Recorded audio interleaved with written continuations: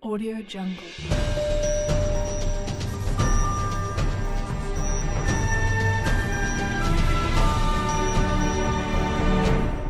Breaking news. As semester 1 is coming to a close, the underlining meaning of an English 4 course has been revealed to the students of Immaculata LaSalle High School.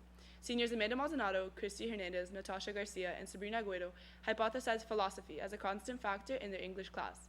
Now on to Christy with more details on the story.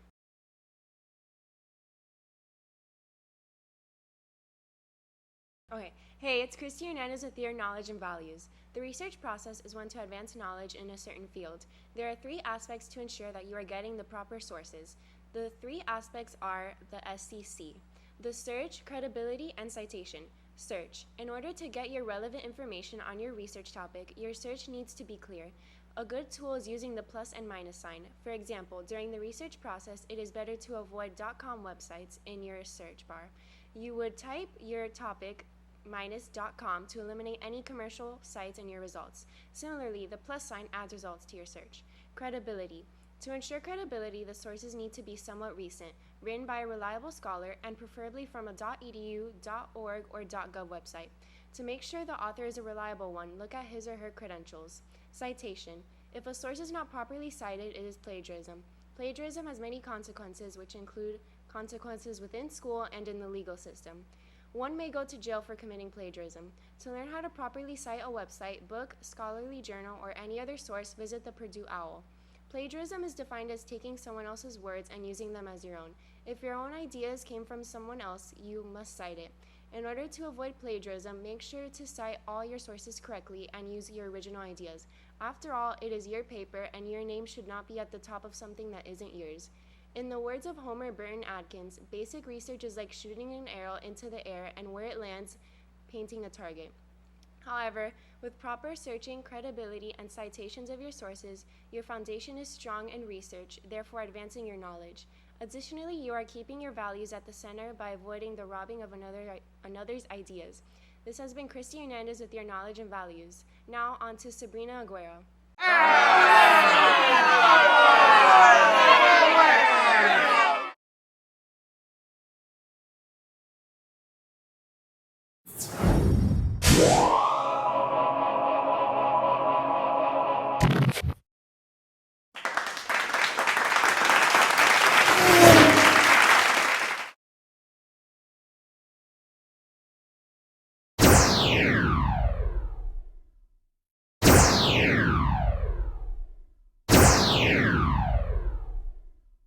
Everyone has a different definition for the word of reality, but the term is universal. It covers everything from literature to our personal experiences.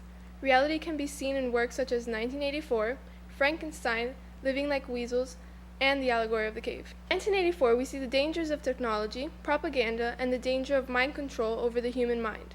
George Orwell wrote this novel to demonstrate the dangers of the oppressive governments around him, and he shows us the need for independent thought. Going back to the term reality, it can also signify one's existence, but a person's existence must have quality. So does a person have true existence without the ability of independent thought? This leads us to Frankenstein. In Frankenstein, we join Victor Frankenstein on his journey of creating a natural life form. Without the intention, he creates a hideous creature that terrorizes society and murders those close to Victor. Later on, we see that the monster committed these heinous acts as forms of revenge towards Victor. After all, why would Victor create this life and abandon it? Who gave him the right? In both 1984 and Frankenstein, we witness the downfalls of an excess of knowledge and how this knowledge leads to destruction. In Frankenstein, we also see a symbolic relationship between the monster and his creator. This odd relationship leads us to our next topic: living like weasels. In Living Like Weasels, our protagonist finds the true meaning of reality in a weasel, and in how simply this animal lives. Dillard tells us that we should live simply, like the weasel in the forest. The protagonist develops an emotional relationship with the animal and admires his existence. Just as these literary works portray existence, the college essay is a student's view on their reality. The college essay is the ultimate example of our reality and existence. While planning the college essay, we had to look back on our lives and all the events that formed the people we are today. In a way, the college essay helps us in finding those events that are our ultimate reality, meaning that it shows us which event we found essential to our lives. Following on our main story, philosophy is also found in Plato's allegory of the cave. In the allegory of the cave, prisoners have been in the cave since their childhood, and each of them are all chained so that their legs and necks are immobile, forced to look at the wall in front of them. Behind the prisoners is a fire, and between the fire and the prisoners is a raised walkway on which people can walk. On the walkway, puppeteers have everyday objects such as objects in the shapes of humans and animals. The prisoners could only see these flickering images on the wall since they could not move their heads. They presumed the images to be real rather than just shadows. Socrates offers a plot twist and asks what would happen if one of the prisoners were to be freed. Once being freed, the prisoners could not help but notice that the shadows in the cave were in fact not a reality. The prisoner is able to achieve enlightenment and discovering that there was more to this reality than the shadows. In relation to philosophy, the prisoner is able to accept his new reality and enlightenment by choosing to believe in the new reality he has been exposed to. The prisoner has then a new obligation to lead the uninformed out of the cave and into true knowledge, even if the other prisoners show resistance. Now on to Amanda with your final segment.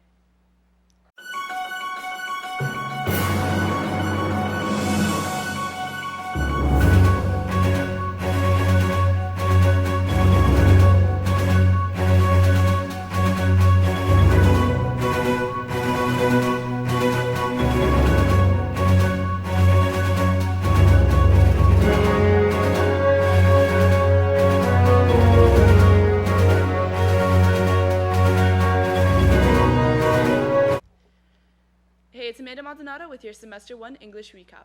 As established, philosophy was an underlying message in each lesson. The year began with an innovative summer project where students had to differentiate differences between monstrosity and beauty in novels they read.